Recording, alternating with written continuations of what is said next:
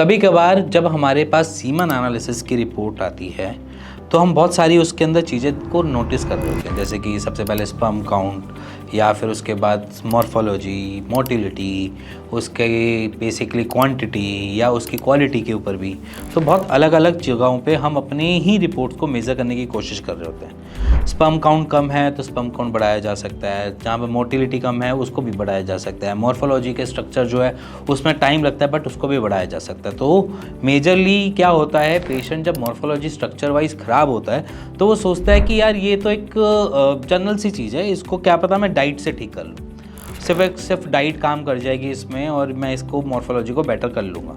और ऐसा आप नहीं, बहुत सारे लोग सोचते भी हैं। तो मैं इसमें ये नहीं कहता कि आपका सोचना गलत है, बट मैं यहाँ पर आपको कुछ चीज़ों के बारे में बताना चाहता हूँ कि सिर्फ और सिर्फ एक डाइट नहीं है जो आपकी मॉर्फोलॉजी को बेटर कर सकती है, उसके पीछे आपका लाइफस्टाइल भी मैटर करता है। तो लाइफस्टाइल, डाइट और आपकी मॉर्फोलॉजी को बेटर करने के जितने भी मिनरल्स हैं या विटामिन्स हैं उसके बारे में मैं आज आपको इस वीडियो में डिस्कस करूंगा और आपको भी बताऊंगा कि आप उनको लेकर अपनी मॉर्फोलॉजी को कैसे बेटर कर सकते हो। बहुत ईजी तरीका है, कोई कॉम्प्लिकेशंस नहीं है, बट इसमें आपको थोड़ा सा अपने शरीर से कुछ काम करवाना पड़ेगा, मतलब कि फिजिकल एक्टिविटी करवानी पड़ेगी। फिजिकल एक्टिविटी में मैं आपको कुछ एक्सरसाइजेस बता रहा हूँ, प्लीज़ इसको नोट कर लो या इतने मूवमेंट का स्क्रीनशॉट ले लेना। जो मैं पोज दिखाऊंगा आपको कौन कौन से पोज करने हैं और उसके नाम भी बताऊंगा, चाहो तो उसके बाद आप उस नाम को गूगल कर लेना, क्या आपको वो बहुत सारी चीज़ें इन्फॉर्मेशन आपको अलग से भी मिल जाएंगी। और अगर आपको तब भी ना समझ आए तो मैंने एक वीडियो बना रखी है खुद से ही जहाँ पर स्पर्म काउंट बढ़ाने के तरीक़ों की एक्सरसाइज बता रखी है, मैं उसका लिंक भी डिस्क्रिप्शन में डाल दूंगा, जाकर आप खोल के देख सकते हो, जिससे आप स्पर्म काउंट अपने बढ़ा सकते हो। तो सिंपल है, कुछ नहीं है, उसमें कीगल एक्सरसाइजेज होती हैं मेजरली। आपके स्क्रीन पे दिख रहा होगा कि कौन कौन सी एक्सरसाइजेज, कौन कौन से पोस्चर जो हैं ये आपके स्पर्म काउंट बढ़ाने में काम करते हैं। इनमें मोस्टली कीगल एक्सरसाइजेज काम करती हैं जहाँ पर हम अपने स्पर्म काउंट को खुद से सेल्फ बॉडी से बढ़ा सकते हैं। अब इसमें क्या होता है कि जनरली पेशेंट कहता है कि फिजिकल एक्टिविटी से हम कैसे स्पर्म काउंट को बढ़ाते हैं। तो सिंपली समझना कि हम बेसिकली कोई भी अलग से फंडामेंटल नहीं यूज़ कर रहे, इसमें सिर्फ और सिर्फ ये यूज़ किया जा रहा है कि आपकी ब्लड जो स्ट्रीम है वो टूवर्ड्स आपके टेस्टिकल्स अच्छे से पहुंच पाए, जहां से वो अपना आराम से ऑक्सीजन के साथ खाना ले पाए और उस ऑक्सीजन के खाने के साथ उस न्यूट्रिशन को आपकी प्रोडक्शन में बढ़ाने में काम कर सके, मतलब कि आपके स्पर्म काउंट को बढ़ाने में काम कर सके। आप समझ रहे हैं इस तरीके से कि एक्सरसाइज आपके ब्लड फ्लो को इतना बढ़िया कर देता है जिससे आपके टेस्टिस अच्छे से स्पर्म बना सकेंगे। तो ये जितनी भी एक्सरसाइजेस हम करते हैं ये इसलिए करते हैं कि आपका ब्लड का फ्लो बेटर तरीके से टेस्टिकल्स पहुंच जाए और आपको सारे का सारा एनवायरनमेंट जो है, जो स्पर्म प्रोडक्शन का एनवायरनमेंट बनाने के लिए जो ज़रूरी है वो मिल जाए। तो इसलिए एक्सरसाइज मस्ट है। तो एक्सरसाइज को डे टू डे की रूटीन में लेकर आओ और सुबह शाम 2 टाइम एक्सरसाइज करो, जिससे आपकी फर्टिलिटी हमेशा बेकरार रहे।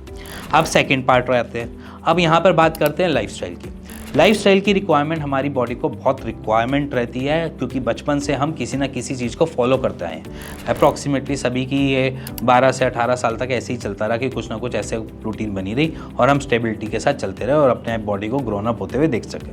अब उसके बाद क्या आया, उसके बाद थोड़ा सा टाइम पीरियड आया जहाँ पर आप अपनी अपनी कुछ तैयारियाँ कर रहे हो, चाहे वो आप किसी चीज़ की भी तैयारी करो, चाहे UPSC की कर रहे हो, चाहे आप MBBS की कर रहे हो, चाहे आप किसी भी चीज़ की तैयारी कर रहे हो, आप उस दौरान में चाहते हो, उस दौरान में आप लेट नाइट पढ़ते हो, कभी कुछ करते हो, कभी रूटीन रहती है, कभी नहीं रहती है। तो उस मोमेंट में क्या होता है कि हमारी चीज़ें क्रैक तो हो गई, बट हमने अपनी रूटीन या लाइफस्टाइल को थोड़ा सा ख़राब कर लिया, क्योंकि नींद हमारी ढंग से हुई नहीं। कभी हमने 4 घंटे की नींद ली, कभी हमने 7 घंटे की ली, कभी हमने 3 घंटे की नींद ली। तो ये जो नींद के पैटर्न हैं, इनसे हम क्या कर दिया, अपनी बॉडी को थोड़ा सा इम्बैलेंस किया। इम्बैलेंस का मतलब क्या है कि हमने अपनी रूटीन को ब्रेक किया, देन उसके बाद उस ब्रेक रूटीन का हमने इम्बैलेंस मूवमेंट बना लिया, क्योंकि जैसे हमारी रिक्वायरमेंट लगी हमने उस तरीके से उसको स्टार्ट किया। तो अभी इस मोमेंट में क्या आता है कि हमारी जो स्लीप है, हमारी जो नींद है वो ढंग से हुई नहीं। मान के चलो हमारी रिक्वायरमेंट है 7 से 8 घंटे की, एक नॉर्मल ह्यूमन बॉडी की रिक्वायरमेंट है कि वो स्लीप में जाना चाहिए। अब वहाँ पर हमने उसको वोली स्लीप नहीं दी, अपनी बॉडी को रेस्ट नहीं दिया, तो उसने काम की क्षमता को धीरे धीरे कम कर दिया। तो इसी की वजह से भी हम देखते हैं कि हमारी मॉर्फोलॉजी, हमारी मोटिलिटी या हमारे स्पर्म काउंट थोड़े लोअर साइड जा सकते हैं। तो हमने क्या किया, अब हमने नींद पूरी ली। दुनिया कहती है 7 से 8 घंटे, मैं कहता हूँ 9 घंटे की नींद लो, कोई दिक्कत नहीं है। नींद जितनी अच्छी लोगे उतनी बढ़िया, क्योंकि बॉडी जितना रेस्ट करेगी उतने अच्छे से आपको कमाल करके दिखाएगी। कमाल का मतलब ये है कि आपकी जो बॉडी की एनर्जी है वो हमेशा अच्छी बनी रहेगी, कि कोई भी ऐसी परेशानियां छोटी मोटी नहीं मिलेंगी। तो नींद अपनी अच्छी लो। इसी के साथ जो रूटीन है, रूटीन में मान के चलो आपका ब्रेकफास्ट नेसेसिटी है तो ब्रेकफास्ट करो, लंच की रूटीन है तो लंच करो, डिनर की रूटीन है तो डिनर करो, बट इनकी भी जो टाइमिंग्स है उनको थोड़ा सा आगे पीछे नहीं किया करो। जैसे कि मान के चलो आपका 2 बजे लंच होता है, आप जाते हो खाते हो 4:30-5 बजे, तो वो लंच काम का नहीं है। उसके बाद आपको गैस्ट्रिक इश्यूज़ आएंगे और उसके बाद आपको अलग अलग दिक्कतें देखने को मिलेंगी। उससे आपका गट भी जो है इम्बैलेंस रहेगा।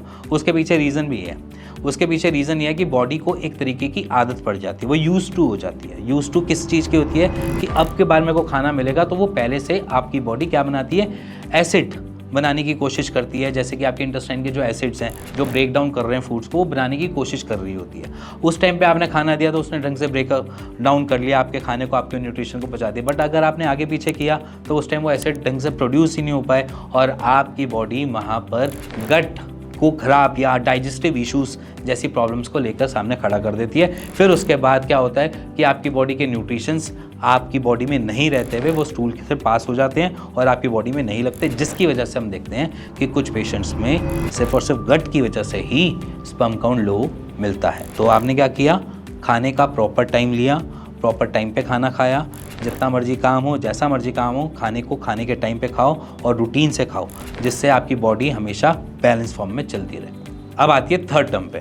थर्ड टर्म पे मैं आपको एक पूरी की पूरी डाइट प्लान दे रहा हूँ, ठीक है, जो मोस्ट ऑफ दी केसेस में आपके स्पर्म काउंट और आपकी मोटिलिटी या मॉर्फोलॉजी को बहुत अच्छे से बूस्ट कर सकती है।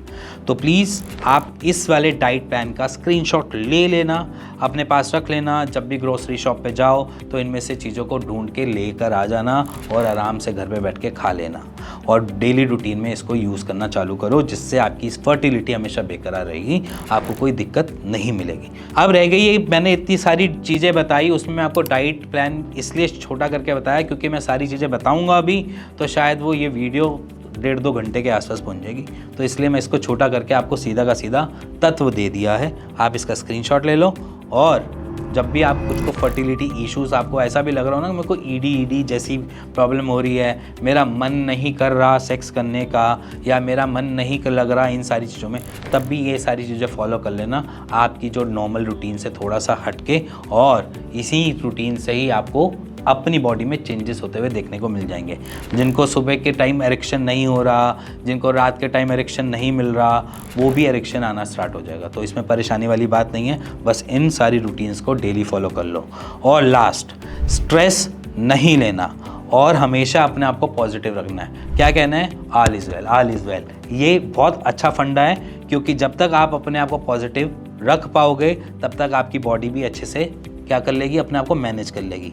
अदरवाइज जब आप नेगेटिव में जाओगे, ये तो होता ही नहीं है, ये तो हो ही नहीं सकता, ऐसे तो होगा ही नहीं, अगर आप ऐसे थॉट्स में हो तो समझ लेना बॉडी ऑलरेडी क्रैश मोड पे है, उसका उद्धार कोई भी नहीं कर सकता उस मोमेंट पे। तो प्लीज़ स्टे पॉजिटिव। इसी के साथ इस वीडियो को मैं एंड करता हूँ। मिलते हैं नेक्स्ट वीडियो के लिए, तब तक स्टे ट्यून दिस चैनल और स्टे हेल्दी।